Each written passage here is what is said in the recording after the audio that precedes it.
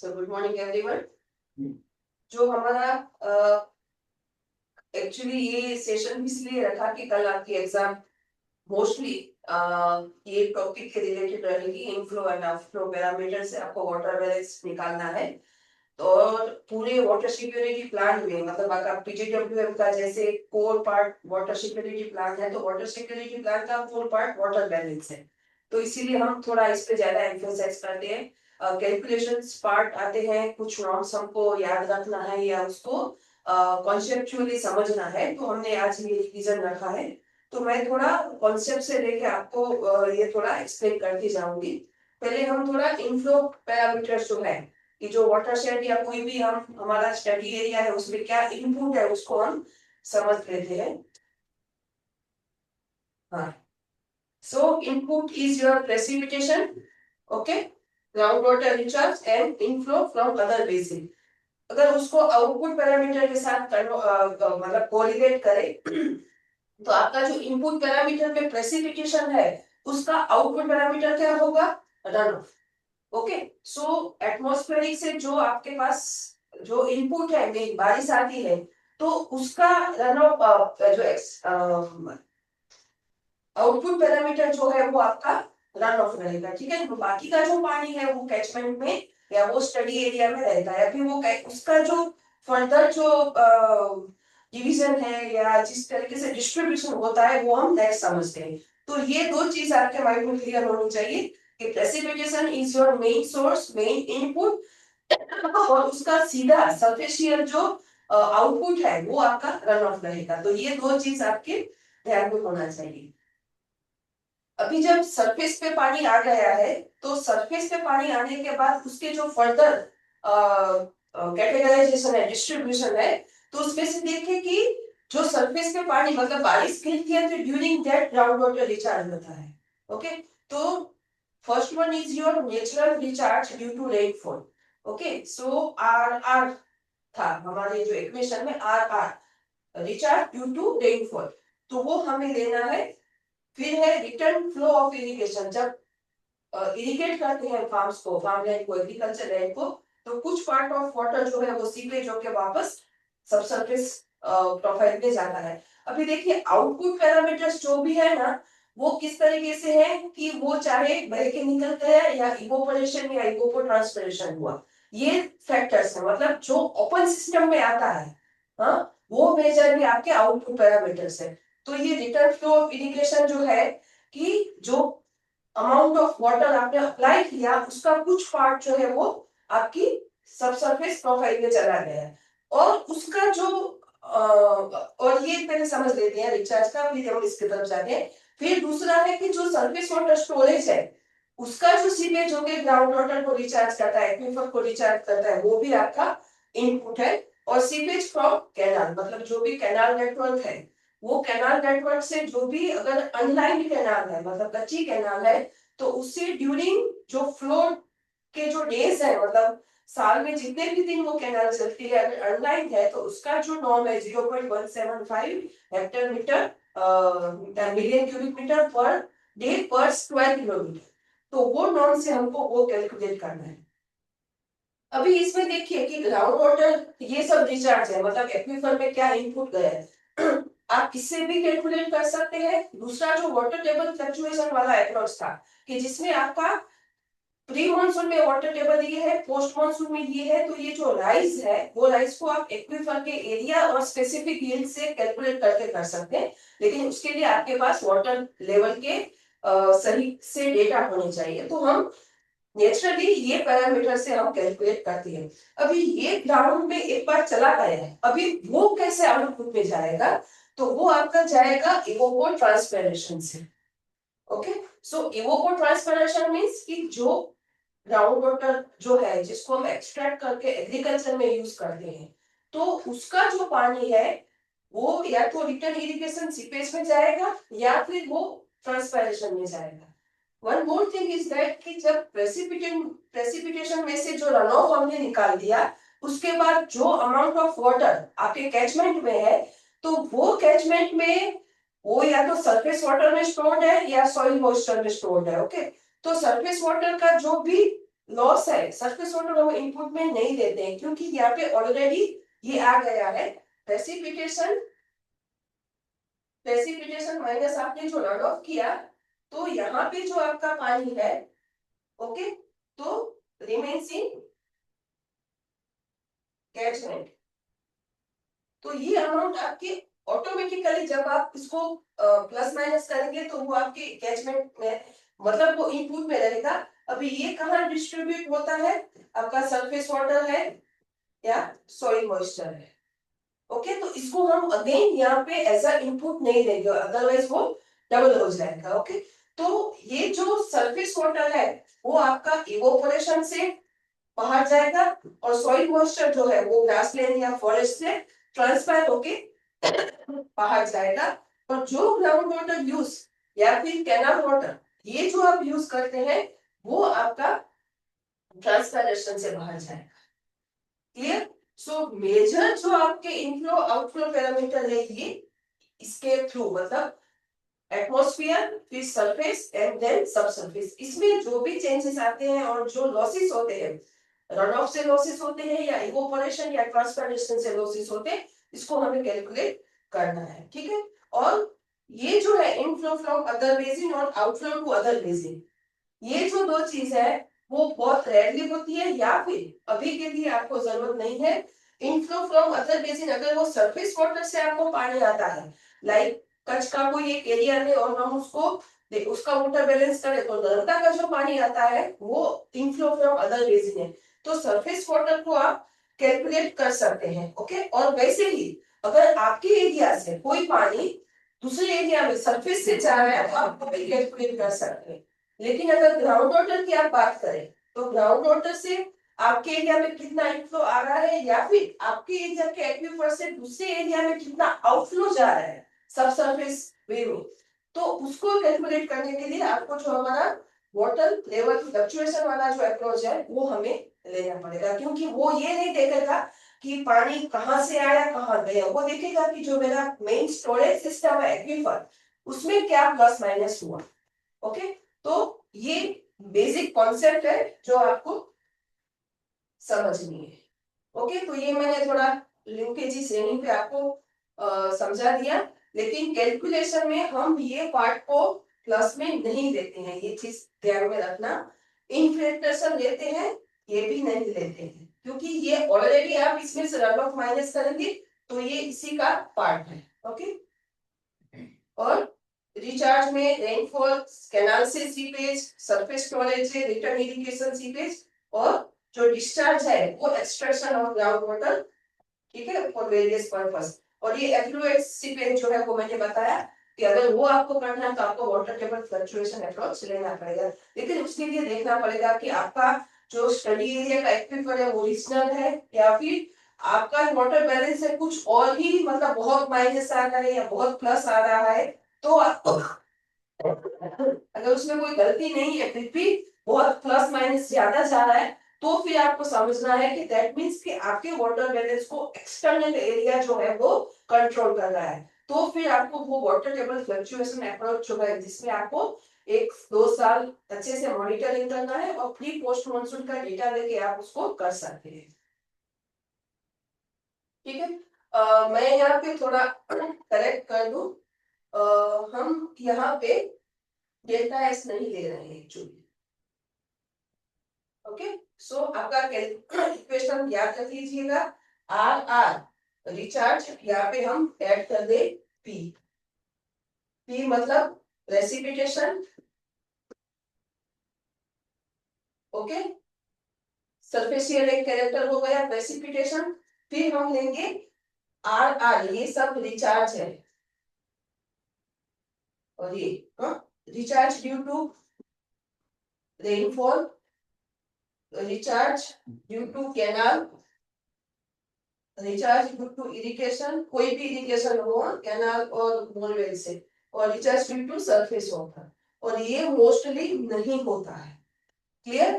तो ये आपका इनपुट पैरामीटर में जाएगा, आउटपुट पैरामीटर में ये आपका मोस्टली नहीं आता है, वो आपको लेना है जो आपका रन ऑफ है, ओके, ईटी लेना है, ईटी आपका डिवाइड होगा 2 में। सो जो आपका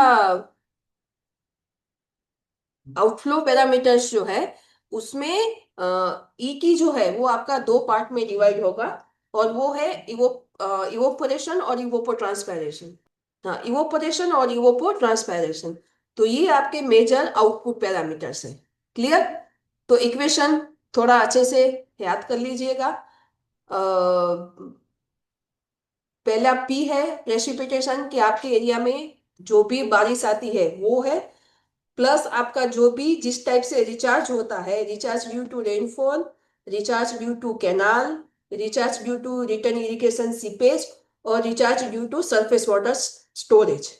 तो ये आपका पी है, सॉरी इनफ्लो है। और ऑपोजिट साइड ऑफ मतलब इक्वेशन में जो आपका आउटपुट है उसमें पहला सबसे पहला है रन ऑफ। ओके, फिर आपका ईटी आता है इवोपो ट्रांसपैरेशन। हाँ, उसमें आएगा आपका इवोपरेशन और इवोपो ट्रांसपैरेशन बोथ।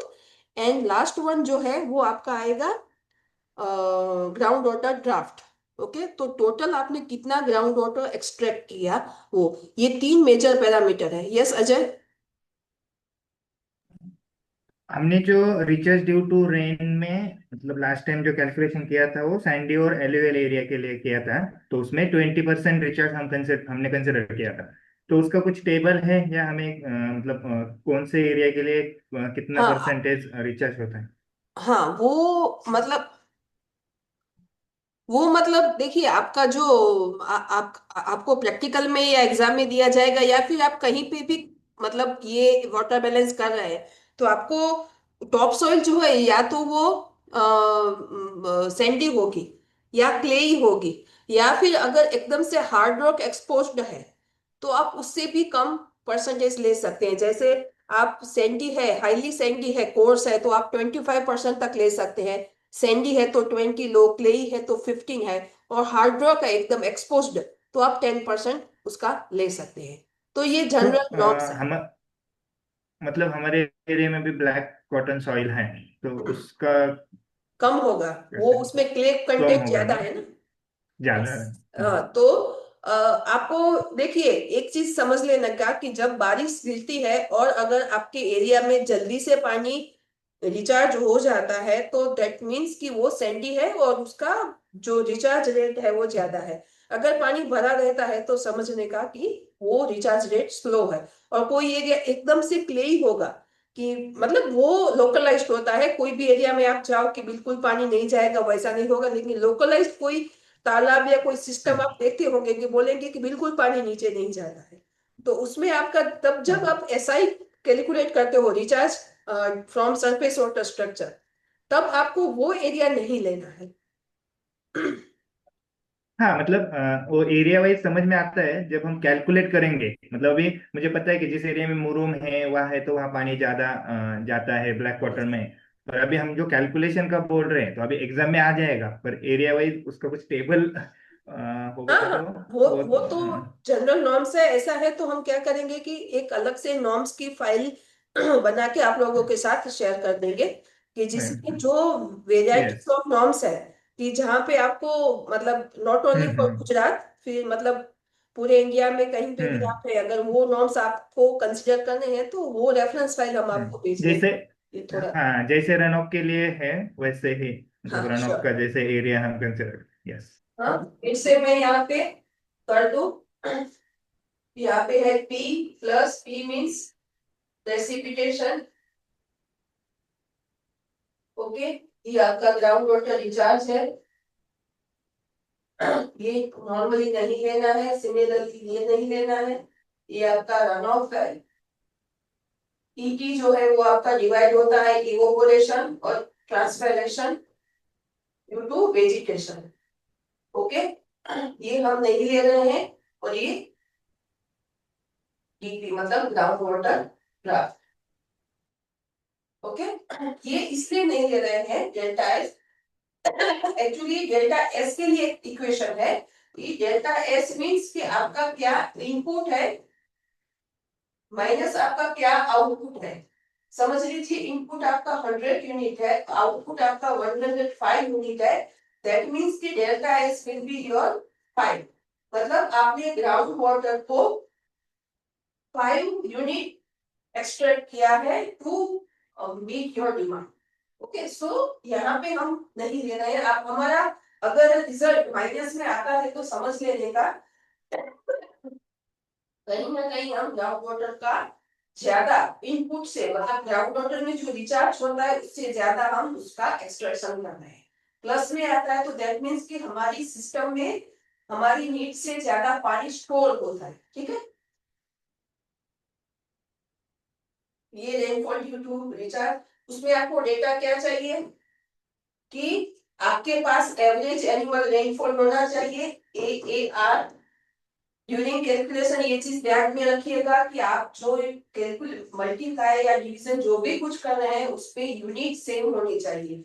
तो नॉर्मली हम इसको मीटर में रखते हैं। ओके, और मल्टीप्लाई बाय एरिया या आप एरिया। ओके, तो आपका एरिया देना है। और अगर एरिया आपका स्क्वायर किलोमीटर में है तो आप मीटर को स्क्वायर किलोमीटर में कन्वर्ट मल्टीप्लाई करते हैं तो आपका answer directly million cubic meter में आ जाएगा। और अगर आप इसको स्क्वायर मीटर में लेते हैं तो meter into square meter is equal to cubic meter. और मिलियन में अगर आपको कन्वर्ट करना है तो 6 जीरो लगा के आप इसको डिवाइड कर सकते हैं। और ये स्क्वायर किलोमीटर को मीटर में कन्वर्ट करना यही फिगर है, इसलिए आप उसको पहले मल्टीप्लाई करने की जरूरत नहीं है, फिर हम डिवाइड नहीं करते हैं। तो meter into square kilometer that means it is a MCU. Clear? तो डिस्चार्ज ड्यू टू रेनफॉल के लिए पहले आपको एवरेज एनुअल रेनफॉल लेना है, आपके पास एरिया होना चाहिए, और ये आपका होगा पी टोटल। हाँ, तो इस कैलकुलेशन से आपको दो पैरामीटर मिलेंगे। आपके इक्वेशन में जो पहला पी है ये आपका पी बनेगा, average annual rainfall multiply by area, ये पी होगा। और जब आप रिचार्ज ड्यू टू रेनफॉल में आएंगे तो आपको ये पी का सॉरी पी का कुछ परसेंटेज आपका रिचार्ज होता है, तो वो परसेंटेज क्या है।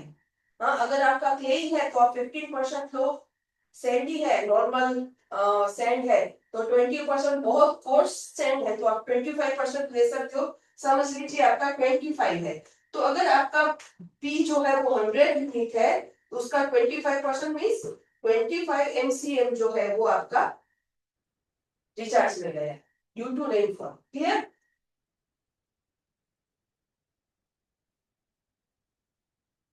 हाँ, ये रखा सैंडी सॉइल में 20 to 25। ओके, फिर क्लेई है तो 15 to 20 और हार्ड रॉक है तो 10%। ओके, तो आपका इक्वेशन क्या बनता है, P multiply by percentage. Clear? Recharge due to canal seepage, आपको सिर्फ ये देखना है कि आपका कैनाल का एरिया कितना है। लाइक अगर मैं ये बोलूं कि कैनाल इस तरीके से आती है, फिर यहाँ से एक डिवीजन है, यहाँ से एक डिवीजन है, यहाँ से एक डिवीजन है, तो ये मेरा अगर अनलाइंड कैनाल है। हाँ, आपको अनलाइंड कैनाल का ही देखना है कि ये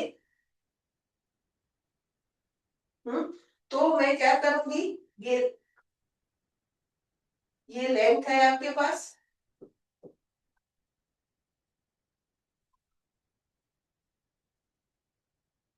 ओके, और मल्टीप्लाई बाय आप ये विड्थ है, तो लेंथ एंड विड्थ करके आपको एरिया मिल जाएगा। हम आपको रेडी एरिया दे देंगे। सो लेकिन जब आपको फील्ड में आप ऑपरेट करते हो तो आपके पास ये पता होना चाहिए कि कितने एरिया जो है वो कैनाल के अंदर है, मतलब कैनाल एक्सपोज्ड है under the canal water. Okay, तो वो एरिया है, परसेंटेज ऑफ सीपेज है, और इरिगेशन डेज, मतलब ये पेरेनियल तो नहीं होता है कुछ दिन चलेंगे। ओके, तो ये कितने दिन चलता है और उसका नॉर्म क्या है, percentage of seepage 0.175 million cubic meter per day per square kilometer. That means आपका एरिया जो है वो स्क्वायर किलोमीटर में होना चाहिए और इसका नॉर्म तो आ गया मिलियन क्यूबिक मीटर पर स्क्वायर किलोमीटर। और कितने दिन चलती है ये डेज, ये अगर दिन डेटा आपके पास है तो आप ये एक्चुअली जो नॉर्म्स है ना उसको हमने ये परसेंटेज में कन्वर्ट कर दिया है। तो ये आपका आएगा रिचार्ज टू कैनाल सीवेज। ये जस्ट आपको उस टाइम पे समझाने के लिए एक ड्राइंग किया था कि आपका अगर ये कैनाल इस तरीके से बह रहा है, अगर आपके एरिया के बाहर भी अगर वो पानी लेके जा रहा है लेकिन कैनाल आपके एरिया से जा रही है तो सिर्फ आपको इनफिल्ट्रेशन फ्रॉम कैनाल सीवेज वो लेना है, ठीक है ना। और अगर इस एरिया ये आपका स्टडी एरिया है, ये आपका आउटसाइड एरिया है, तो यहाँ पे अगर कैनाल आता है तो उसमें जो कैनाल वाटर से इरिगेशन होता है ये भी आपका इनपुट होगा और उससे जो रिटर्न इरिगेशन सीपेज होगा वो भी आपका इनपुट होगा, मतलब ये आपका एक्सटर्नल इनपुट होगा। क्लियर? ये आया आपका return flow of applied irrigation. अभी आप कोई भी तरीके से इरिगेट कर रहे हैं, चाहे सरफेस वाटर पंप कर रहे हैं, कैनाल वाटर आ रहा है या फिर आपका ग्राउंड वाटर वहां से आ रहा है, ये कोई भी तरीके से आप पानी लेके अगर फार्म लैंड में जो पानी आप इनपुट दे रहे हैं उसका कुछ परसेंटेज जो है वो आपका रिचार्ज होके सब सरफेस प्रोफाइल में जाएगा। तो उसके नॉर्म्स क्या है कि अगर आप ग्रेविटी कैनाल से पानी दे रहे हैं तो डेफिनेटली उसका फोर्स ज्यादा होगा, तो वहां पे हमको 35% का नॉर्म देना है। अगर आप ग्राउंड वाटर से इरिगेट कर रहे हैं तो 30% लेना है। और अगर पेडी जैसा कल्टीवेशन है कि जहाँ पे आपको पानी ज्यादा मात्रा में स्टोर करके रखना है, पड़ा रहता है कि तो आपको 40% लेना है। तो ये आपके नॉर्म्स है, ओके। लेकिन उसके लिए आपको मेन डेटा क्या चाहिए कि आपने कितना टोटल वॉल्यूम पानी फार्मलैंड में इरिगेशन के लिए इस्तेमाल किए, ओके। तो आपके पानी कितने हो सकते हैं, कैनाल और ग्राउंड वाटर, और एल्स अगर आप सरफेस वाटर से पानी लिफ्ट करके कर रहे हैं तो, ओके। ये टेस्ट हम ज्यादा नहीं देते हैं, अगर बहुत बड़ी मात्रा में है तो वो भी आप ले सकते हैं। कैनाल वाटर है तो आपको डायरेक्टली वो जो भी एडमिनिस्ट्रेशन डिपार्टमेंट है वहां से आपको क्वांटिटी मिल जाएगी कि कितना मिलियन क्यूबिक मीटर पानी जो है वो इरिगेशन में यूज होता है, ओके। और अगर ग्राउंड वाटर से आपका जा रहा है तो आपको वैसे भी ग्राउंड वाटर ड्राफ्ट कैलकुलेट करना है एज एन आउटपुट, ओके। तो जब आप आउटपुट के लिए ग्राउंड वाटर ड्राफ्ट को कैलकुलेट करते हैं तो वो जो अमाउंट आया है आपका ग्राउंड वाटर एक्सट्रैक्शन का, उसका आप 30% यहाँ पे इनपुट में वापस वही सिस्टम में पानी वापस आ रहा है वो आपको कैलकुलेट करना है। तो समझ लीजिए जब आप पी कैलकुलेट करते हैं टोटल रेनफॉल तो वही डेटा आपको काम आएंगे, उससे नेचुरल रिचार्ज कितना होता है 10, 15, 20, 25, उसमें आपको वो डेटा काम आएगा। सिमिलरली जब आप आउटपुट में ग्राउंड वाटर ड्राफ्ट को कैलकुलेट करते हैं तो उसका परसेंटेज है वो आपको recharge due to return irrigation सीवेज में काम है, ठीक है, ओके। यस पदम जी। हाँ सजीना बहन, मैं ये पूछ रहा था, जैसे अपन ने जो है सरफेस वाटर इरिगेट किया तब तो कैलकुलेट किया 35%। अगर हम ड्रिप और स्प्रिंकलर से करते हैं तब तो आई थिंक नहीं जाएगा ना, या इज देयर एनी प्रपोर्शन? हाँ, उसके नॉर्म्स अभी तक इस पर्सपेक्टिव से अवेलेबल नहीं है, लेकिन डेफिनेटली हम ये परसेंटेज तो नहीं लेंगे, ये परसेंटेज तो हम नहीं लेंगे क्योंकि आप ये मान के चलिए कि ड्रिप इरिगेशन से कितना पानी सेव होता है नॉर्मली, या तो 40 to 60% नॉर्मली सेव होता है, मतलब 35 तो हो ही जाता है एटलीस्ट। 35 तो हो ही जाता है, मतलब 65% ऑफ जो वाटर है वो यूज होता है। तो उसका हम्म। आप अगर 30% निकाल लेंगे उसका, हम्म। तो आप इस तरीके से कैलकुलेट कर पाएंगे। सो हम टोटली तो नहीं ही लेंगे, लेकिन डेफिनेटली शायद 30% भी नहीं होगा, उससे भी कम जो रिचार्ज होगा उसे ड्रिप इरिगेशन से। क्योंकि आपको हाँ भी उसमें आप दूसरा, अगर आपको बहुत डिटेल में जाना है तो आप एक काम करिएगा, समझ लीजिए अप्लाइड वाटर है ये एक्स, ओके। ये कहाँ पे डिवाइड होगा, चलिए बताइए, कल ही एग्जाम में आज ही पूछती हूँ। अप्लाइड वाटर जो है इरिगेशन के लिए, वो उसका डिस्ट्रीब्यूशन क्या होगा, वो कहाँ कहाँ जाएगा पानी। सो नॉर्मली वो जो है एक रूट जोन डेप्थ पे जाएगा, देन कुछ एवोपरेशन होगा, एवोपो ट्रांसपरेशन होगा। ओके, सो मेजर जो है वो आपका जाएगा, इवेपो आपका ट्रांसपिरेशन। ईटी में जाएगा, और आपका recharge due to return irrigation seepage RI में जाएगा, ओके। हम्म हाँ, हम्म सो अगर आप ये x amount of water apply कर रहे हैं, और अगर आपका ड्रिप इरिगेशन है, ओके, अगर फ्लड इरिगेशन है तो ये नोट्स लेके चलना है, लेकिन अगर ड्रिप इरिगेशन है तो हमको इसमें डाउट है ना। हाँ, ये तो क्लियर होगा, तो पहले आप ये कर लीजिए y, ओके, और फिर देखिए कि x में से मेरा y ये है, तो आपका कितना पानी इसमें गया होगा, उससे हम थोड़ा एक नॉर्म्स, हम हमारे मतलब हमारे एरिया के हिसाब से हम उसको वर्कआउट कर पाएंगे, क्योंकि उससे ज्यादा तो नहीं जाएगा। अगर आपने 100 लीटर एमसीएम पानी दिया है, ठीक है, उसमें से आपका ईटी जो है ये आपका टोटल इरिगेशन वाटर है, ओके, और ईटी आपका समझ लीजिए कि 67 आया है, ओके। तो ये उसके 33 के करीबी होना होगा ये आरआई, उससे ज्यादा तो नहीं होना चाहिए ना। तो इस तरीके से हम थोड़ा आपको थोड़ा उसको सोच के ये कर सकते हैं।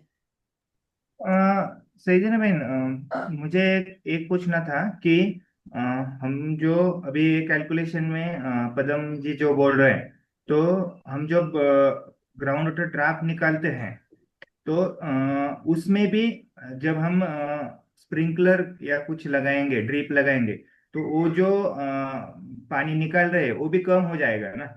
मतलब उसकी भी हाँ, टाइम नहीं और नहीं, वो मतलब वो अभी, हाँ वो भी कम हो जाएगा, तो हाँ, उस पे लेकिन भी वो डायरेक्ट कम इफेक्ट होगा हो तो जाएगा। आपका ये कम आ जाएगा ना, वो उसका इम्पैक्ट कहाँ पे पड़ेगा, आपका ड्राफ्ट पे पड़ेगा। ड्राफ्ट तो में, आपका हाँ। ड्राफ्ट भी कम होगा तो उसके हिसाब से ये परसेंटेज भी कम आ जाएगा। क्वांटिटी भी, हाँ, वो एक था। और दूसरा, हम जो कैनल का बोल रहे हैं, तो एक्चुअली कैनल का जब वो पानी छोड़ते हैं तो कुछ गांव के लिए छोड़ते हैं, तो किसी एक गांव का निकालना है तो वो थोड़ा कॉम्प्लिकेटेड है क्या, वो एक पूछना था। और लास्ट का जो आपने बोला है पैडी कल्टीवेशन का, तो वो थोड़ा समझ में नहीं आया कि वो उसकी मतलब जैसे ग्राउंड वाटर ड्राफ्ट निकालते हैं तो पैडी कल्टीवेशन के लिए वो कितना पैडी कल्टीवेशन एरिया है वो निकाल के उसको 40 मतलब उसको करना है क्या?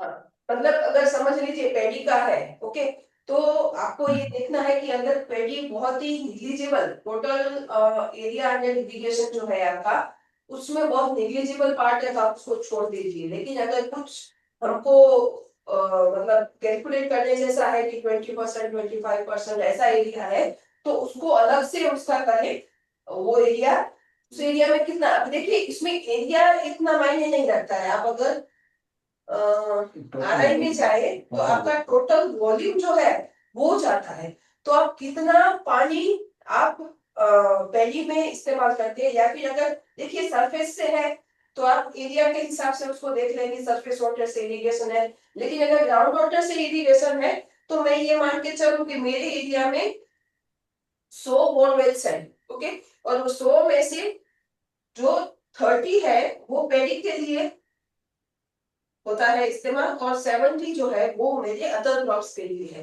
तो ये 30 का जो ग्राउंड वाटर ड्राफ्ट है वो आप अलग निकालिए, उसका आप 40% लीजिए, और इसका आप अलग ग्राउंड वाटर ड्राफ्ट निकालिए और उसका आप 30% लीजिए। लेकिन नॉर्मली पेडी जैसा crop I think surface water से ही खरीफ, होता है, और वो यूनिफॉर्म, हाँ मतलब जहाँ पे पेडी होती है दैट मीन्स कि वो उसका टरेन और उसका इकोसिस्टम ऐसा होता है कि शायद सब लोग पेडी ही करते हो, और ग्राउंड वाटर हाँ, से मतलब हमारे हमारे यहाँ पैडी मतलब खरीफ में ही होता है, मतलब रेन फेड ही है वो। हाँ हाँ, तो फिर इरिगेशन करने की जरूरत नहीं है। एप्लाइड इरिगेशन वॉल्यूम 0 हो गया। हाँ, तो उसमें करने की जरूरत नहीं है ना, अगर आपका ड्यूरिंग रेनफॉल ही होता है तो। क्योंकि अगर ड्यूरिंग रेनफॉल है तो उसका जो रिचार्ज है वो आपका इसमें आ जाएगा, रिचार्ज ड्यू टू रेनफॉल इसमें आ जाएगा। ओह।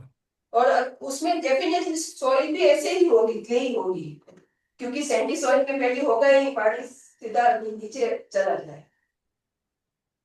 हाँ, मतलब हमारे हाथ तो थोड़ा हार्ड रॉक और बेसॉल्टी है सब, और स्लोपी एरिया है तो। हाँ, लेकिन उस आपका टॉप सॉइल अगर बहुत ज्यादा क्लेई है तो फिर आप ये नॉर्म्स ले सकते हैं। और अगर एज अ जियोलॉजिस्ट, मतलब आप जियोलॉजिस्ट हैं और इसको आप थोड़ा फर्दर इन्वेस्टिगेट करना चाहते हैं, फर्दर कोरिलेट करना चाहते हैं, तो एक बार अगर आपके पास ग्राउंड वाटर के डेटा है ना, तो आप वाटर टेबल फ्लक्चुएशन अप्रोच से क्या रिचार्ज हुआ और क्या डिस्चार्ज हुआ इसको करके देखिए। और वो जो रिचार्ज है ये आपके हमारे इस इक्वेशन में, ये जो चार रिचार्ज है ना, ये उसके कुछ इर्द गिर्द होना चाहिए। अगर आप वाटर टेबल फ्लक्चुएशन अप्रोच में, ये आपका पोस्ट है और ये आपका प्री है, तो इसको अगर आप एरिया और स्पेसिफिक यील्ड से मल्टीप्लाई करके निकालते हैं तो कुछ ना कुछ वो इसके रिलेटेड आएगा आपका आंसर, तो आपको पता चल जाएगा कि क्या डिफरेंस आ रहा है। हमने ये किया है इसलिए मैं आपको बोल रही हूँ कि जिसको थोड़ा और ज्यादा हाइड्रोजियोलॉजी में, मतलब इस टाइप के वाटर कैलकुलेशन में और डिटेल में जाना है तो आप इस तरीके से कर सकते हैं। अदरवाइज रफली हमको अंदाजा मिल जाता है कि हमारा वाटर बैलेंस क्या है। स्पेसिफिकली अगर आपको ग्राउंड वाटर के लिए करना है तो ये अप्रोच सबसे बेस्ट है, ओके, सिर्फ ग्राउंड वाटर के लिए। लेकिन अगर आप वाटर सिक्योरिटी प्लान आपको बनाना है तो ये नहीं चलेगा, क्योंकि आप मेजर जो पैरामीटर्स है ना ये वाले, इसको आप कहीं पे ले नहीं रहे हो, ओके। तो सो फ्लक्चुएशन का है जो मेनली ग्राउंड वाटर के लिए करेंगे, और ये सब कंसिडर करना होगा तो इनफ्लो आउटफ्लो ही करना पड़ेगा। हाँ हाँ, क्योंकि आप एक एक सिस्टम के लिए अगर कोई आपको प्लान बनाना है, ठीक है ना, यहाँ पे आपका सेटलमेंट है, तो सिर्फ आप नीचे की सिस्टम को ही अगर देखेंगे कि इसमें क्या प्लस है और क्या माइनस है तो नहीं चलेगा ना, क्योंकि आपका यूटिलाइजेशन तो यहाँ पे हो रहा है, आपको मैनेजमेंट वहां पे करना है। तो इस पूरी सिस्टम में क्या प्लस होता है और क्या माइनस होता है वो देखना है, ठीक है। आपको अगर सिर्फ एक्वीफर मैनेजमेंट प्लान बनाना है तो आप ग्राउंड वाटर का फ्लक्चुएशन अप्रोच लेके ये देख सकते हैं कि मेरे एक्वीफर की सिस्टम कैसी है, हेल्दी है या नहीं है। जैसे सीडब्ल्यू की जो रिपोर्ट्स बनाते हैं कि उसमें कितना एक्वीफर में कितना इनपुट है, कितना आउटपुट, लेवल ऑफ जो डेवलपमेंट है, वो इस डेटा से बनाते हैं, मतलब वाटर टेबल फ्लक्चुएशन से। सृजना बेन, मेरा एक क्वेश्चन है। आपने यहाँ पे एक बहुत इंपॉर्टेंट वर्ड लिखा है, टोटल वॉल्यूम डिलीवर्ड, ठीक है, या फिर टोटल वॉल्यूम ऑफ हमने इरिगेशन वाटर अप्लाई किया। तो मेरा क्वेश्चन ये है कि एक तरीका आपने ये बताया कि इसमें आप वाटर टेबल के ग्राफ से वॉल्यूमेट्रिकली कैलकुलेशन कर सकते हो। मान लीजिए कि उस तरह का डेटा हमारे पास नहीं है, तो और मेरे को ये पता है कि भी हमारे इलाके में 100 वेल ऑपरेशनल है जो ये पानी निकालते हैं और इसको देते हैं, तो इसमें किस तरह के डेटा लगते हैं और उसका कैलकुलेशन कैसे किया जाता है, आप एक बार हमें मैन्युअली भी करके बता दीजिए। इसकी जब हम बात करें ना, जब हम ग्राउंड वाटर ड्राफ्ट की बात करते हैं तो दो तरीके हैं। सबसे पहला तरीका है कि आपके पास नंबर्स ऑफ वेल और बोल वेल उसका डेटा होना चाहिए, ओके। सेकंड थिंग इज उसका यूटिलाइजेशन पैटर्न होना चाहिए, Yes. And third one is numbers of days of pumping, ठीक है। अभी ये कैसे आप अचीव कर सकते हैं, numbers of pumping days, hour per day, और वो वेल का एवरेज डिस्चार्ज। डिस्चार्ज नॉर्मली हम लीटर पर मिनट में लेते हैं, लेकिन अगर आप यहाँ पे लीटर पर मिनट लेते हैं तो आपको ये आवर को मिनट पे कन्वर्ट करना है। ओके, मैं आपको इसका जो मेजर डेटा है ना वो ये है, दिस वन, ये और ये तीन। ओके, बाकी का जो है वो उसको आपको कन्वर्जन करना है। तो इसके लिए आपको सर्वे करना पड़ेगा कि आपके गांव में या आपके एरिया में कितने बोरवेल्स हैं। इसका दूसरा डेटा आपको मिल सकता है, वो है कि आप अगर जो क्या बोलते हैं पीजीवीसीएल, हमारे इलेक्ट्रिसिटी डिपार्टमेंट, लेकिन इलेक्ट्रिसिटी डिपार्टमेंट है, उसको अगर आप उसके वहां से डेटा लो तो आपको बता देंगे कि इस एरिया में कितने कनेक्शन है। तो नॉर्मली उसके आसपास ही अगर सोलर है, सेलो एक्विफर है और कहीं पे सोलर है तो वो वहां पे रजिस्टर्ड नहीं होगा। अदरवाइज आपको वहां से डेटा मिल जाएगा कि आपके वहां पे समझ लीजिए 123 कनेक्शन है, 123। तो आपको ये मान के चलना है कि 123 बोरवेल्स वहां पे होंगे। और वो डेटा आप गांव में भी जाके ले सकते हैं कि आप जब लैंग्वेज में पे करते हैं तब आपको वो डेटा मिल सकता है। आप वेल इन्वेंटरी करते हैं, ओके, तो ड्यूरिंग दैट अगर 100% वेल इन्वेंटरी करते हैं तो भी आपको डेटा मिल जाएगा।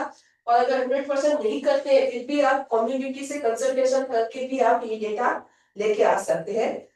अगर आप इलेक्ट्रिसिटी डिपार्टमेंट से डेटा लेते हैं ना तो ये ध्यान में रखिएगा कि वो जो कनेक्शन है वो ग्राउंड वाटर एक्सट्रैक्ट करते हैं आपके स्टडी एरिया से करते हैं या बाहर से करते हैं। नॉर्मली क्या होता है कि समझ लीजिए मैं किसी गांव की किसान हूँ और मेरा खेत कोई XYZ गांव में है और वहां पे ग्राउंड वाटर नहीं है। ओके, तो मैं क्या करूंगी कि पास के कोई गांव में वहां पे थोड़ी जमीन अप्रूव करवा के वहां पे मैं बोरवेल बनाऊंगी और वहां से मैं पानी यहाँ पे लेके आऊंगी और मेरा कनेक्शन मेरे नाम से बोलता होगा XYZ गांव का, लेकिन वो जो जहां से वो कनेक्शन में जिस एरिया में यूज कर रहे हैं वो शायद हमारे स्टडी एरिया का पार्ट ना हो, ऐसा होता है। ओके, सो ऐसा कुछ केस है तो आप ये नंबर्स को, ये आपको प्राइमरीली नंबर मिल जाएगा, उसको आपको कम्युनिटी के साथ वेरीफाई करना है या फिर आप सीधा प्राइमरी डेटा गांव से कलेक्ट कर सकते हैं, एरिया से कितने बोरवेल्स वहां पे हैं, तो ये आपको मिल जाएगा। यूटिलाइजेशन पैटर्न, दैट मीन्स कि आपका ये जो सोर्सेस है वो कितने इरिगेशन में यूज होते हैं और कितने डोमेस्टिक में। अभी देखिए डोमेस्टिक में एक दो वेल्स या बोरवेल्स यूज होती है, अगर उसको आप छोड़ देंगे नहीं देंगे तो भी चलेगा और सबको इरिगेशन का मान के चलेंगे तो भी चलेगा। तो ये आपको पता चलना चाहिए कि ये जो इरिगेशन पैटर्न है, हाँ, वो खरीफ सीजन में कितने दिन पंपिंग करते हैं, ये डेटा आपका आ गया। रबी में कितने पंपिंग करते हैं और समर में कितने पंपिंग करते हैं। ओके, तो आपको यहाँ से नंबर्स ऑफ डेज मिल जाएंगे और हर एक सीजन में कितने आवर्स। एक मिनट में थोड़ा ऐड कर दूं, कई बार प्रैक्टिकली ये भी देखा गया है कि 123 बोर थे, शायद ज्यादातर बोर खरीफ में काम नहीं करते हैं क्योंकि खरीफ में उनके पास वाटर ऑलरेडी अवेलेबल होता है और ये 123 के 123 हो सकता है रबी में पूरी फुल थ्रॉटल पे ऑपरेट करते हो, सभी बोर काम करते हो और समर आते आते ऐसा भी हो सकता है कि सब लोगों का समर कल्टीवेशन में इंटरेस्ट ना हो या ग्राउंड वाटर अवेलेबल ना हो, तो हो सकता है कि कुछ कम हो जाए। तो जैसे सेजना में बता रहे हैं ना कि number of pumping days very करके सीजन टू सीजन, तो ये भी पॉसिबल है कि number of operational borewell may also vary from a season to season। तो ये आपको देखना है, लेकिन जस्ट कैलकुलेशन पर्पस के लिए कि कैसे कैलकुलेशन होना है कोई आप फ्लैट नंबर पकड़ लेंगे तो चलेगा। ओके, तो आपको season wise numbers of days आपको मिल जाते हैं तो वो डेटा देना है और हर एक में मतलब समझ लीजिए आप इसको ऐसे डेटा कर सकते हैं कि समझ लीजिए आप खरीफ का कर रहे हैं तो खरीफ में 100 बोरवेल रनिंग होते हैं और समझ लीजिए ओनली फॉर 7 days। हाँ, ये नंबर्स, ये डेज और ये 8 hours, okay, hours per day. ये आप 60 मिनट लगा देते हैं क्योंकि आपके पास जो एलपीएम है वो आपको समझ लीजिए 700 लीटर पर मिनट है। तो ये आपका खरीफ का ड्राफ्ट हुआ। क्लियर? और ये आंसर किस में आएगा? आंसर का यूनिट क्या होगा? मेरे को देना है answer. Don't get stressed. 23 cubic 2352 00000। Meter, cubic meter में आएगा ना? वाओ, कौन है? सामने आइए, आपका कैमरा ऑन कीजिए। आपका वॉल्यूमेट्रिक इनपुट जो है वो उसका यूनिट क्या है? ये देखिए, ये नंबर है, उसका कुछ यूनिट नहीं है। ये डेज है, हाँ, ये आवर पर डे है, ये आपका पूरा टाइम है। हाँ, लीटर में आएगा वो लीटर। हाँ, तो सॉरी। आपका वॉल्यूमेट्रिक जो यूनिट है वो लीटर है। ओके, सो हाँ, होगा लीटर। और अगर उसको एनालिसिस कर रहे हैं, पूरा वाटर बैलेंस कर रहे हैं जो टेबल, उसमें अगर आप सिर्फ क्यूबिक मीटर करते हैं तो you should divide this by 1000। Yes 1000। सो आपको ये 3 जीरो निकाल देना है। 235200। तो ये होगा। और फिर उसको 10 लाख से डिवाइड करेंगे तो एफसीएम में आएगा। हाँ, अभी ये क्यूबिक मीटर है और उसको फर्दर आप 1 2 3 4 5 6, okay, so 1 2 3 4 5 6, so 0.235 will be your FCM ये कौन सी सीजन का? खरीफ। खरीफ का। Okay. Similarly, you can do it for Rabi. Numbers of Rabi में सब 4 wells चलते हैं और वो समझ लीजिए 30 days होते हैं। 8 60 700 ये आपके कॉमन रहेंगी फिगर्स। ओके, तो इस तरीके से आपको करना है। सिमिलरली आपको समर में जाना है। समर में may be the numbers of borewells वो कम हो जाते हैं। ओके, सो यहाँ से आपको ये आवर पर डे मिलेगा। और अभी यहाँ पे इंपॉर्टेंट एक डेटा जो है वहां पे आ जाए कि एवरेज आपका जो डिस्चार्ज, उसमें हम हाँ बोलिए। उसमें हमने लास्ट टाइम हमने डोमेस्टिक का भी पकड़ा था। हाँ, कर सकते हैं, लेकिन उसका, हाँ, डोमेस्टिक करो, वो आपका ग्राउंड वाटर ट्रैप में ऐड होगा, लेकिन उसका फिर आपको ईटी में कुछ नहीं देखना है। मतलब जब आप हाँ, रिटर्न पेज में जाएंगे, ठीक है ना, तो उसमें आपको नहीं लेना है, ठीक है ना। अभी आप ग्राउंड वाटर ये जो डिस्चार्ज है वो कैसे कैलकुलेट करेंगे, तो उसके लिए आपको कुछ सैंपल सर्वे करने हैं। समझ लीजिए ये आपका स्टडी एरिया है, तो उसको कुछ ग्रिड में डिवाइड करते हुए ये बोरवेल्स आप मार्क कर दो, ठीक है। उसमें आप क्या करो, ये पंप जब स्टार्ट होता है पंपिंग के लिए, उस टाइम पे आप देखो कि 1 मिनट में कितना डिस्चार्ज आता है, या फिर आपके पास आपने 20 लीटर का बकेट लिया है या 50 लीटर का ड्रम लिया है, ओके, जो भी है वो शायद सेकंड में बढ़ जाएगा, तो उसको आपको कन्वर्ट करना है कि समझ लीजिए 10 सेकंड में आपका 20 लीटर का जो बकेट है, समझ लीजिए 20 लीटर जो है वो 10 सेकंड में भरता है, तो 60 सेकंड में कितना जाएगा, मल्टीप्लाई बाय 6, 120। ओके, अगर आपका 100 लीटर का ड्रम है, वो आपका 10 सेकंड में भरता है, तो आप इसको क्या करेंगे, 600 लीटर आपका पर मिनट में डिस्चार्ज होगा। तो उस तरीके से आप स्टार्ट में करो, फिर मीडियम बिटवीन टाइम में करो और एंड में करो, तो हर एक वेल का आपके पास एक एवरेज डिस्चार्ज मिलेगा। सिमिलरली आप सबके लिए करो और सबका एक एवरेज करेंगे तो आपको ये एवरेज डिस्चार्ज मिल जाएगा। और ये कॉमन मतलब सिस्टम है, कुछ इसमें ज्यादा साइंस जियोहाइड्रोलॉजी नहीं है। सो इस तरीके से आप डिस्चार्ज को एनालिसिस कर सकते हैं। पर इसमें हमने जो डोमेस्टिक के लिए बोल रहे हैं तो रिटर्न सीपेज डोमेस्टिक के लिए भी 30% ही पकड़ना है या उसके लिए कुछ ऐसा ही अलग? है ना, वो हमारा अभी ह्यूमन बीइंग, हम पानी पीते हैं डोमेस्टिक में, ठीक है ना, तो हमारा स्वेटिंग में जाएगा, ट्रांसपरेशन जाएगा, तो वो कैलकुलेट नहीं करना है, उसको सिर्फ ग्राउंड में कैलकुलेट करिए। भाई और भाई अजय हमारे नहीं नहीं पानी लास्ट की नहीं नहीं, और डिटेल में जाना है तो हम बोटिंग का करना है। नहीं नहीं मुझे मुझे मैंने क्यों अजय पूछा को दे कि दीजिए वो मैं वो वाला ड्रिंकिंग वाला। नहीं नहीं मैंने क्यों पूछा कि हमने चार लास्ट टाइम वेल चार वेल लिए थे तो उसको डायरेक्ट हमने ड्राफ्ट में पकड़ा था और उसको रात में आया ड्राफ्ट को क्या? डायरेक्ट 30% किया था तो वो डोमेस्टिक ड्राफ्ट में ही पकड़ के जो रेगुलर है वो पकड़ना है या क्योंकि डोमेस्टिक में भी हम जब निकालते हैं तो उसमें भी रिटर्न मतलब पानी जाता है यूज करके भी रिटर्न जो जाता है तो वो कैलकुलेशन के लिए मैंने पूछा था। वो तो सीवरेज लाइन से ये जाता है। उसका कुछ अलग करना है या इसमें कंसिडर करना है, ज्यादा कुछ मैं डीप नहीं जाने की जरूरत है? आपको एक चीज बताती हूँ, आप पूरा वाटर बैलेंस कैलकुलेट कर लीजिए, बाकी आपके पास जो पुराना प्रैक्टिकल पड़ा है ना, उसके डेटा आप देखिए, उसमें hmm ground water draft for domestic purpose के परसेंटेज कितने हैं, एक चीज ये देखिए। सेकंड थिंग, हमें हम्म नॉर्मल ड्राफ्ट में तो डेफिनेटली लेना है।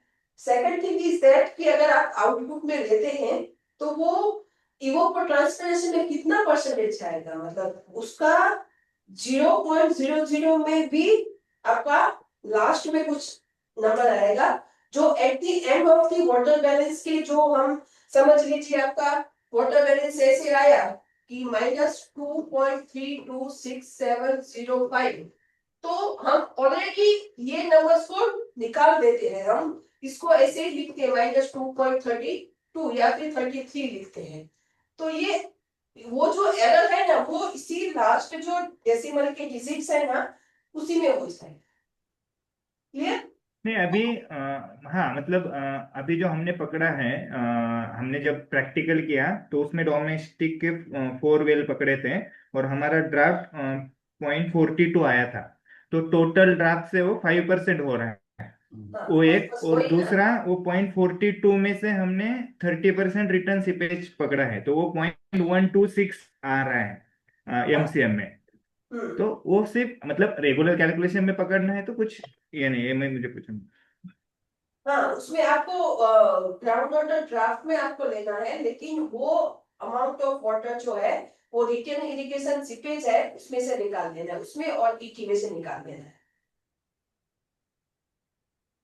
ईटी से और दूसरा कौन सा? ग्राउंड वाटर ये रिटर्न इरिगेशन। इरिगेशन सीपेज, देखिए आपका ये इसमें ओके हाँ क्योंकि लास्ट टाइम हमने टोटल में ही पकड़ा था इसलिए रिटर्न ऑफ इरिगेशन में जो हमने ड्राफ्ट निकाला उसमें डोमेस्टिक का भी 4 वेल का लिया था तो वो नहीं लेना है, ऐसा ऐसा है क्या?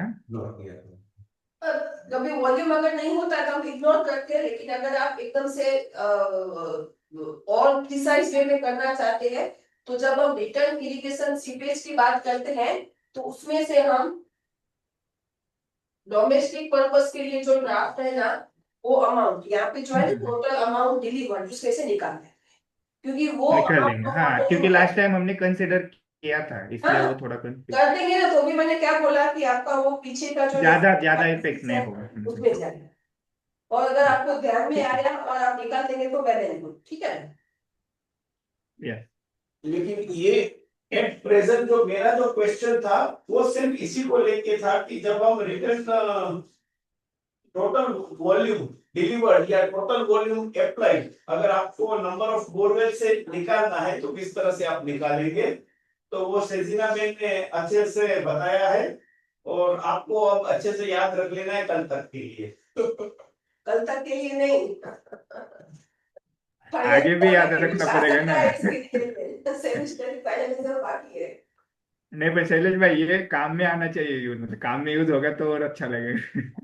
एग्जाम को तो ठीक है। ओके,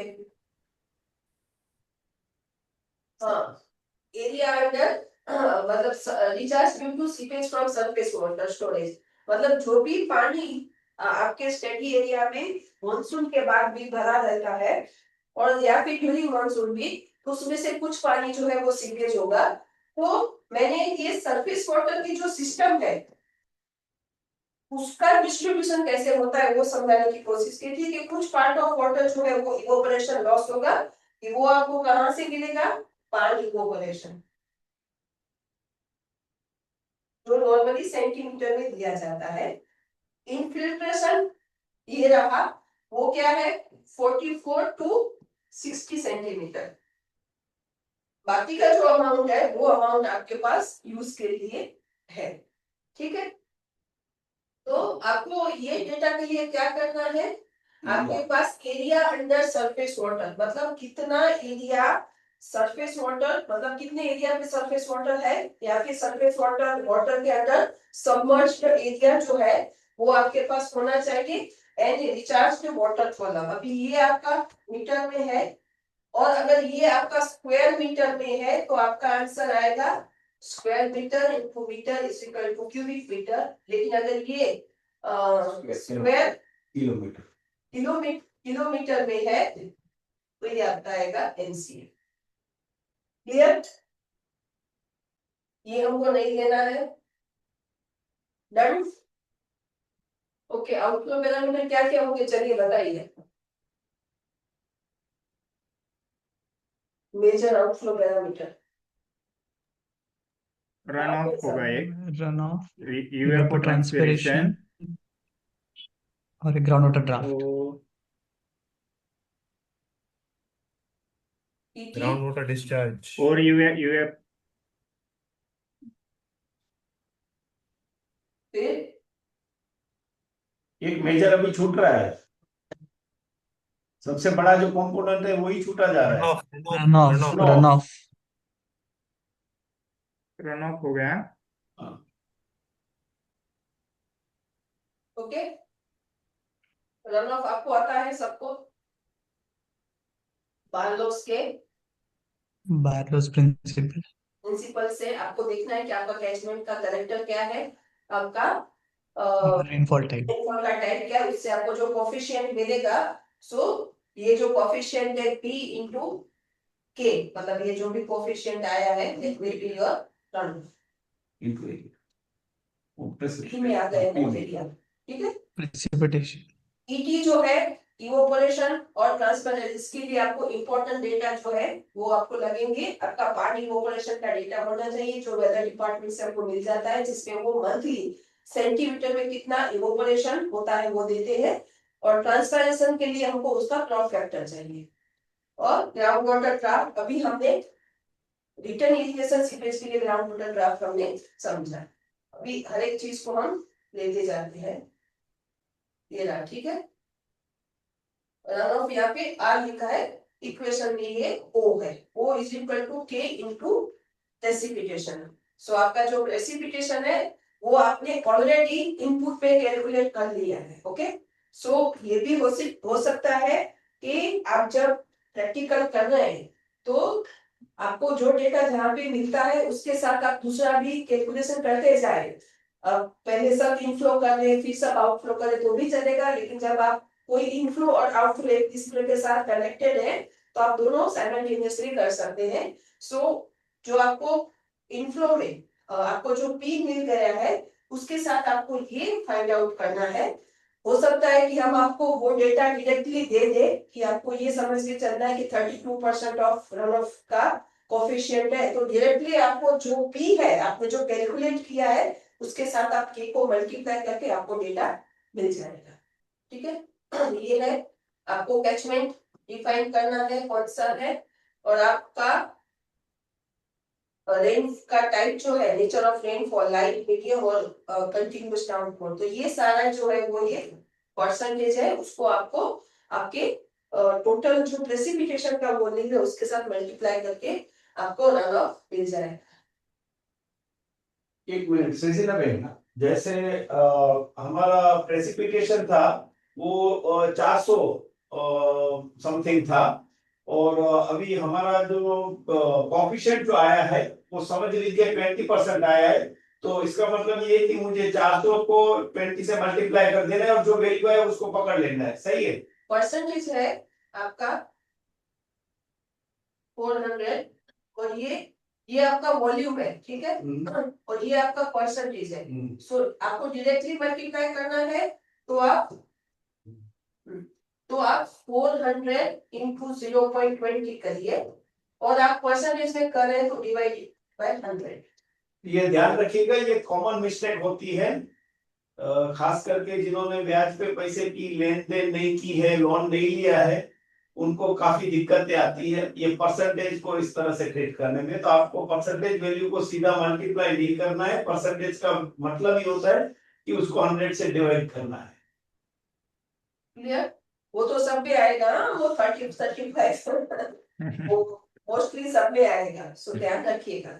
जो भी नॉर्म्स हमारे परसेंटेज में है, या तो उसको आप डेसिमल में करके मल्टीप्लाई करिए, या फिर डिवाइड बाय 100। Okay, yes.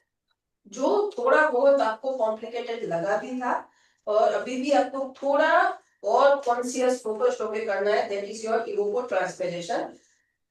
यहाँ पे दो टर्म है, इवोपोरेशन और ट्रांसपैरेशन। अभी कैलकुलेशन में ये कहाँ पे आएगा? इवोपोरेशन मीन्स आपका ये सरफेस वाटर है, okay.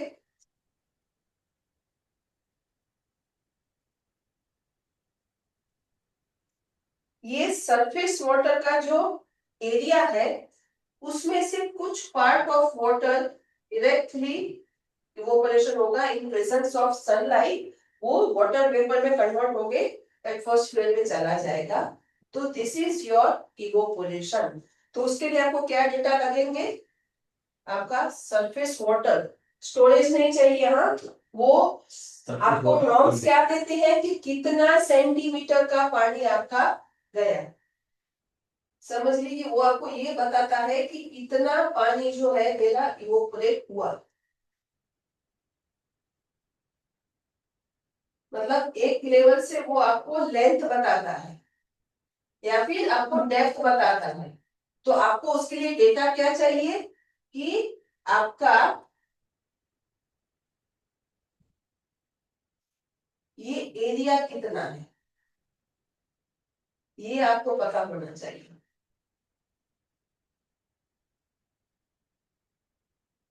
Okay, so area under surface water, वो जो एरिया है उसके ऊपर आपका जो इवोपोरेशन का जो सेंटीमीटर है उसको मीटर में कन्वर्ट करके आप मल्टीप्लाई करेंगे, तो आपको ये डेटा मिल जाएगा। ओके, अभी मैं आगे उसको वो भी बताती हूँ कि अभी आया ट्रांसपैरेशन।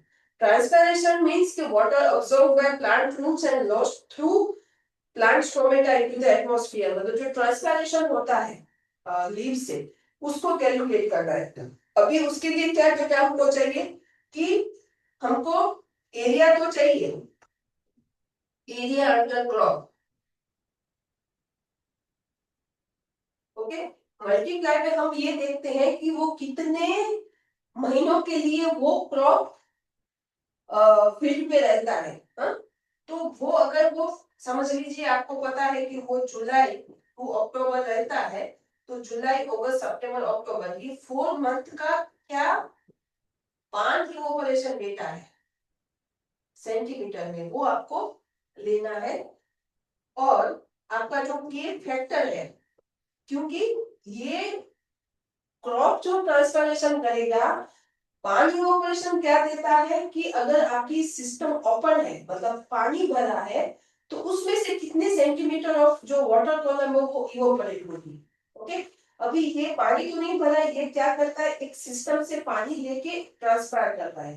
तो जो 5 इवोपोरेशन का डेटा है ना, उसके साथ ये जो डेटा है वो हमें के फैक्टर चाहिए।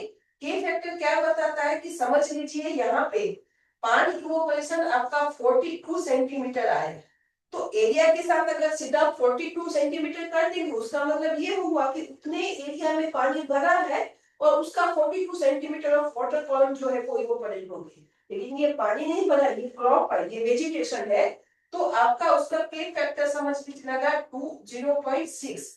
दैट मीन्स कि इसका 0.6 जो है वो ही, मतलब 60% है वो ही आपका ट्रांसपैरेशन में जाएगा।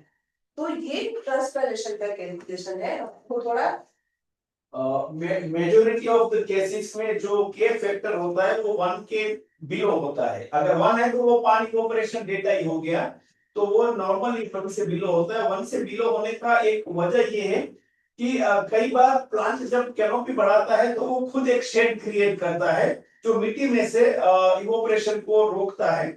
दूसरा ये होता है कि प्लांट के लीव्स के ऊपर एक वैक्स का कोटिंग होता है जो उसको फर्दर इवोपरेट करने से रोकता है। तो ये कुछ वजहों की वजह से जो नॉर्मल केस में के का जो डेटा होता है, क्रॉप फैक्टर का के का डेटा है, वो 1 से नीचे रहता है। लेकिन इट इज नॉट नेसेसरी, कई बार वो ज्यादा भी हो सकता है, लेकिन in our crop situation commonly इस तरह से आपको वो डेटा मिलेगा। ओके। हाँ सजना बेन, अभी हमने जो हमारे प्रैक्टिकल में कैलकुलेशन किया है इवेपोरेशन का, सो उसमें टोटल स्टोरेज 4.1 MCM था और उसमें से इवेपोरेशन 1.8 हो रहा है, मतलब 44% इवेपोरेशन। इतना हो जाता है क्योंकि अगर आपका पानी क्लेई सॉइल है तो सरफेस पे पानी भरा रहेगा, ज्यादा। तो एरिड रीजियन में 2.25 मीटर मतलब 22.5 सेंटीमीटर इवोपरेशन होगा। ऑलमोस्ट 50% पानी इवेपोरेट हो रहा है सरफेस से हाँ हो जाता अभी है, इस कैलकुलेशन से, हो जाता है। 40 to 50%। क्योंकि देखिए अगर डायरेक्ट यूज नहीं हो रहा है तो वो पानी कोई ना कोई सिस्टम में तो जाएगा, या फिर इन्फिल्ट्रेशन होगा या फिर इवोपरेशन होगा। तो लेकिन उसमें आपको एक चीज ध्यान में रखना है, जब आप प्रैक्टिकली वो जब करो तो देखना है कि सरफेस पे जो पानी रहता है उसकी सीजनलिटी क्या है। समझ लीजिए उसका सीजनलिटी मतलब जब एक्सपोज्ड वाटर है, आप इन्फिल्ट्रेशन में तो क्या करते हैं सीधा वाटर कॉलम ले लेते हैं, उसमें कोई दिक्कत नहीं है। लेकिन जब आप इवोपरेशन को जब कैलकुलेट करते हैं तो आप मंथ वाइज पानी इवोपरेशन का जो डेटा है वो लेते हैं। तो आपको देखना है कि जुलाई से उसमें पानी आना शुरू हुआ है तो जुलाई से लेके कब तक पानी उसमें रहता है। समझ लीजिए आप बोलते हो कि मार्च में ये पूरा ड्राई हो जाता है, तो आपको अप्रैल मई और जून का पान इवोपरेशन का डेटा उस स्ट्रक्चर में इवोपरेशन कैलकुलेट करने के लिए नहीं लेना है। तो आपका वो 2.25 से कम हो जाएगा, मतलब 1.67 के आसपास आ जाएगा। समझ में आया? हाँ मतलब जितने टाइम तक पानी रहेगा, मतलब कुछ एक डैम है उसमें 12 मंथ है तो उसका इवेपोरेशन 12 मंथ का कंसिडर करके वो हो हाँ। जाएगा। कुछ में तो 4 ही मंथ है, 5 मंथ है, तो ऐसा नहीं है कि आपको पूरा का पूरा मतलब हर एक स्ट्रक्चर के लिए पानी इवोपरेशन अलग लेना है। आप एवरेज देख लीजिए कि जो हमारा हम्म, स्ट्रक्चर्स है उसमें 6 to 7 मंथ्स अगर पानी रहता है तो आप उसमें से कोई 6 मंथ्स या 7 मंथ का कुछ डेटा ले सकते हैं। देखिए थियोरिटिकली तो आप हर चीज को एक परफेक्शन के लेवल पे लेके जा सकते हैं, हाँ वो जितना ले सकते हैं वो लेना चाहिए। लेकिन कुछ चीजें अगर ज्यादा परफेक्शन के लेवल पे ले जाने में लिए दूसरे जो काम है ना, मतलब अगर आप प्रैक्टिकली जब पीजीडब्ल्यूएम पे काम करेंगे या वाटर बैलेंस को आप आपके एरिया में आपके स्टडीज में इंक्लूड करने की कोशिश करेंगे तो इस लेवल पे जाएंगे तो आपके काफी सारे काम छूट जाएंगे। सेकंड थिंग कि अगर हम ये मान के भी चले कि हमने परफेक्ट किया है, उसके बाद भी कुछ ऐसे नेचुरल पैरामीटर्स हैं कि जो हम ऑब्जर्व तो करते हैं लेकिन उसको क्वांटिफाई नहीं कर सकते, तो वो समझ लेना कि नेचुरली जो एरर्स है उसके साथ ये एरर भी कहीं ना कहीं सेट हो जाएगी। मतलब कुछ हम प्लस में नहीं ले रहे हैं तो कुछ हम माइनस में छोड़ रहे हैं तो वो सेटल हो जाता है। तो जब आप इवोपरेशन लेना है तो आपके एरिया की जो सीजनलिटी एनालिसिस आपको करना है कि स्ट्रक्चर्स में, और ऐसा नहीं होता है कि कुछ स्ट्रक्चर्स में 12 महीना पानी रहा कुछ में 2 महीने ही रहे, या फिर आपके एरिया में ही ऐसे बड़े दो डिवीजन है कि क्लेई सॉइल और एक सैंडी है तो आप वो देखो। या फिर कोई बड़ा इरिगेशन डैम है जिसमें वाटर कॉलम ही आपकी 6-7 मीटर है, अगर उसमें पानी रहता है तो आप देखो, अदरवाइज आपको ये कॉमन टाइम ड्यूरेशन मंथ्स को लेके आप कर सकते हैं। क्लियर? अभी वो ट्रांसफॉर्मेशन को हम समझने की कोशिश करते हैं। ये जो था ना ये सरफेस वाटर का था कि इफेक्टिव एरिया अंडर वाटर और उसका ई पार्ट क्या है। ठीक है, तो ये जो है वो आपका सरफेस वाटर से इवोपरेशन कैसे कैलकुलेट करना है ये है। इवोपोट्रांसपैरेशन में आपको करना है कि आपका एरिया अंडर क्रॉप, मतलब आप क्रॉप ये फैक्टर है, आप मान के चलिए कि ये आपको सीजन वाइज करना है, ये ध्यान में रखिएगा। ये आपका सीजन वाइज या फिर जो भी सीजनल क्रॉप्स है, ये समझ लीजिए आपका खरीफ है, ये रबी है, और ये समर है। इसमें आपके मेजर क्रॉप्स कौन से हैं? 1 2 3। इसमें कौन से हैं? 1 2। इसमें शायद एक ही होगा। तो हर एक का आपके पास एक एरिया होना चाहिए, और उसका ये आपका प्राइमरी डेटा है। जब आपको ओवर ट्रांसफॉर्मेशन कैलकुलेट करना है ना, तो आपका प्राइमरी डेटा क्या लगेगा कि हर एक सीजन में आपका कौन सा क्रॉप चलता है, और आपको ये पता होना चाहिए कि ये क्रॉप की ड्यूरेशन मंथ्स कितने हैं, मतलब कौन कौन से। समझ लीजिए ये आपका जून से लेके जून जुलाई अगस्त सितंबर तक है, ये आपका नवंबर से लेके फरवरी तक है, ये आपका मार्च अप्रैल मई जून तक है। तो इस तरीके से आप आपके मंथ्स को ले लो, और ये मंथ का पान इवोपोरेशन फैक्टर क्या है वो आप देख लो। ये आपको कैसे मिलेगा? ये आपको यहाँ पे मंथ दिया जाएगा, जनवरी से लेके दिसंबर तक, और यहाँ पे आपको पान डेटा मिलेगा सेंटीमीटर में, जनवरी फरवरी मार्च अप्रैल ऐसे करके। तो समझ लीजिए आपका ये 4 महीने है, तो ये 4 महीने का जो सेंटीमीटर है ना, इसका टोटल देंगे ना, तो वो आपका उस क्रॉप के लिए ई पान हो गया, और फिर उसका आपको क्रॉप फैक्टर आपको लेना है। ये डेटा हम आपको प्रोवाइड कर देंगे, ठीक है? क्लियर? इसमें कुछ समझ में नहीं आता वो समझ लीजिए, मैं आपको एग्जांपल देती हूँ। आपका ये एक एरिया है जो वीट के अंदर कल्टीवेशन में है। समझ लीजिए ये आपका एरिया है 3.2 स्क्वायर किलोमीटर। आपको ये एरिया उसका ले लेना है। उसके साथ मुझे ये पता है कि वीट जो है वो नवंबर दिसंबर जनवरी और फरवरी ये 4 महीने का क्रॉप है।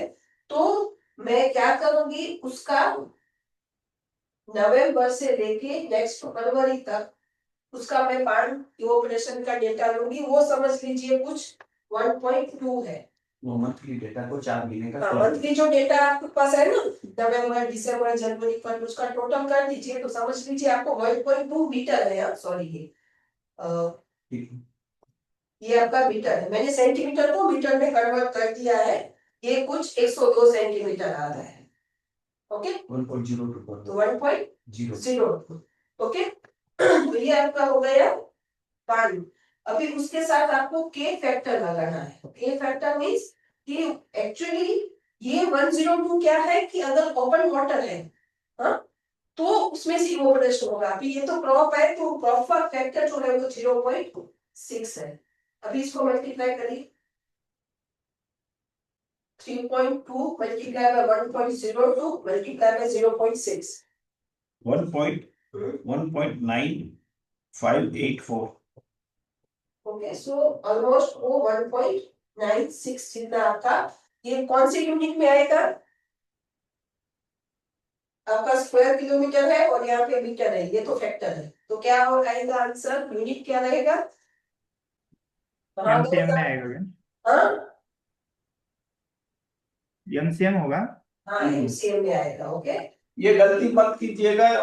कई बार हमने देखा है कि लोग सही कैलकुलेशन कर लेते हैं, लेकिन जिस यूनिट में पूछा है उस यूनिट में कन्वर्ट नहीं करते हैं, या उस यूनिट को कन्वर्ट करने में गड़बड़ कर देते हैं। ठीक है। तो ये आपका इस तरीके से आपको क्रॉप वाइज आपको एक ही को कैलकुलेट करना है। सो आपको डेटा क्या लगेंगे? एरिया ऑफ क्रॉप, जिस क्रॉप के लिए आप कर रहे हैं, ई पार्ट जो क्रॉप का ड्यूरेशन है उसमें, और के that is your crop factor.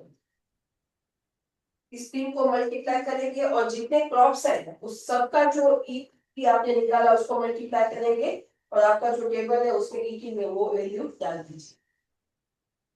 Clear? उसके बाद ग्राउंड वाटर ड्राफ्ट हमने आपको समझा दिया कि numbers of well plus pumping days, sorry multiply pumping days multiply by hour per days, multiply by 60, ये इसको मिनट में कन्वर्ट करने के लिए है, और डिस्चार्ज रेट क्योंकि ये एलपीएम में है, ये आपका आंसर आएगा लीटर में। आप उसको क्यूबिक मीटर में 1000 से डिवाइड करके करिए। एमसीएम में कितना लगेगा? क्यूबिक मीटर का 3 और एमसीएम का और 6, मतलब 90 से डायरेक्ट मल्टीप्लाई करेंगे तो आपको एमसीएम में आंसर आ जाएगा। So litre to cubic metre divided by 1000, litre to directly million cubic metre divide by 1 2 3 4 5 6 7 8 9। सृजना में एक छोटा सा क्वेश्चन है कि मान लीजिए कि अगर मेरे पास डेटा लीटर पर आवर में है तो ये 60 का क्या करना है? नहीं ले रहा है, आपका लीटर पर आवर है, क्योंकि आपको यहाँ पे आपने टाइम ड्यूरेशन क्या दिया है? आवर पर डेज, तो आपने यहाँ पे ले लिए, ठीक है। डेज को फर्दर आपने उसका जो स्मॉलर यूनिट है आप आवर में लेके गए, तो अगर आपका ये लीटर पर आवर है तो फिर इसको निकाल देना है। समझ गए आप सब लोग? क्योंकि आपको जो डेटा दिया जाएगा वो लीटर पर आवर भी हो सकता है, लीटर पर मिनट भी हो सकता है। तो अगर लीटर पर मिनट है तो 60 का मल्टीप्लाई करने का एक वैल्यू बनता है। अगर लीटर पर आवर है तो आप उसको इग्नोर कीजिएगा, ये गलती मत कीजिएगा। ये कॉमन मिस्टेक्स हैं जो आप कर सकते हैं। क्लियर? कल आपके प्रैक्टिकल एग्जाम के दौरान मैं रहूंगी, लेकिन मैं आपको आंसर नहीं करूंगी। अगर आपका कुछ नॉर्मल ऐसा कुछ होगा तो गाइड करूंगी। ओके, सो थोड़ा आज इस चीज को रिवाइज कर लीजिएगा। आपको कुछ याद नहीं रखना है। देखिए, आपको नॉर्म्स या डेटा जो है सब आपको मोस्टली प्रोवाइड कर दी जाएगी। जो वैल्यूज है ना वो हम आपको प्रोवाइड कर देंगे, तो आपको ऐसा नहीं है कि कुछ डेटा, जैसे आपको ऐसा नहीं है कि भाई आपको जनवरी में पान का डेटा क्या होगा या वीट हाँ। का क्रॉप फैक्टर मेरे को याद रखना है। याद रखने वाली चीजें हमने निकाल दी है। आपको प्रोसेस याद रखना है, कैलकुलेशंस की तरीके याद रखने हैं। आप नॉर्मल कैलकुलेटर यूज कर सकते हैं, उसमें कोई प्रॉब्लम नहीं है। सो आपको प्राइमरी डेटा कलेक्शन के लिए नहीं जाना है, आपको सारे डेटा सेट दे देंगे। आपको जस्ट याद रखना है कि आपके इनपुट क्या रहेंगे, आपके आउटपुट पैरामीटर क्या रहेंगे, और उसकी फॉर्मूला क्या है, मतलब कैसे उसको आप कौन से फिगर्स को आप मल्टीप्लाई करेंगे, बस। और हमने यहाँ तक कोशिश की है कि आपको जो रिलेटेड डेटा है ना उसको एक दूसरे के साथ ही रखें। मतलब ऐसा नहीं है कि रेनफॉल को एक जगह पे रखा है और रन ऑफ को कहीं और रखा है, तो वो भी हिंट आपने रखा है। क्योंकि ये करने का रीजन ये था कि ये एग्जाम है, लेकिन वो इस तरीके से नहीं कि आपको ये कोर्स के बाद भी वो सारा डेटा याद रखना है, क्योंकि उस टाइम पे तो आप रेफरेंस वर्क कर सकते हैं ना। तो उस टाइम पे हर टाइम एग्जाम नहीं होती है कि जो आपको हर चीज याद रखनी है। तो यहाँ पे आपकी हम जो टेस्ट करना चाहते हैं वो ये है कि आपको कॉन्सेप्ट क्लियर है, आपको प्रोसेस याद है, क्या इनपुट है क्या आउटपुट है, इनपुट के लिए क्या डेटा लगेंगे, आउटपुट के लिए क्या डेटा लगेंगे। फिर मल्टीप्लिकेशन वो सब मेथड्स तो आप, उसमें कोई दिक्कत नहीं, वो तो हो ही जाता है, वो कंप्यूटर खुद कर देगा आपको। सही से डेटा और यूनिट आपने कन्वर्ट कर दिया है तो उसमें कुछ दिक्कत नहीं है। कुणाल जी, आपका एक्चुअली हमने बहुत समय से आपको होल्ड करके रखा है। सृजना बहन, इवेपोरेशन कैलकुलेशन में क्वेश्चन था। मतलब सबमर्जेंस एरिया हमारा जो मिलेगा हमें स्क्वायर मीटर में मिलेगा, फिर पैन इवेपोरेशन जो मिलेगा हमें वो सेंटीमीटर में मिलेगा। तो हम उसको मीटर में कन्वर्ट करके हमें फिर जो भी कैलकुलेशंस आएंगे वो क्यूबिक मीटर्स में आएंगे। हाँ, बट ओके, क्यूबिक मीटर। उसको आपको अगर सारे आपके जो इनपुट आउटपुट आप एमसीएम में ले रहे हैं ना, तो यू हैव टू हाँ, divide that cubic meter by 1 million, मतलब ओके 1 आफ्टर 60 आफ्टर 1, उससे डिवाइड करना है, ओके तो आपका वो हो जाएगा। लेकिन अगर मान लीजिए ओके, कि तो आपको सिर्फ उसको एरिया, एमसीएम में कन्वर्ट करना हाँ, हाँ, यस। क्योंकि आपको है। ओके, जो सभी कैलकुलेशंस पूछे गए हैं वो एमसीएम वैल्यू पे पूछे गए हैं। हाँ लेकिन हाँ। अगर मान लीजिए कि आपको ऑलरेडी कोई डेटा स्क्वायर मीटर में, स्क्वायर किलोमीटर में दिया है, और ऑलरेडी कोई डेटा हम्म। मीटर में दिया है, तो फिर आपको उसको फर्दर कन्वर्ट नहीं करना पड़ेगा, क्योंकि स्क्वायर किलोमीटर इनटू मीटर आपको एमसीएम वैल्यू दे देगा। ओके, ठीक है। और कोई क्वेश्चन?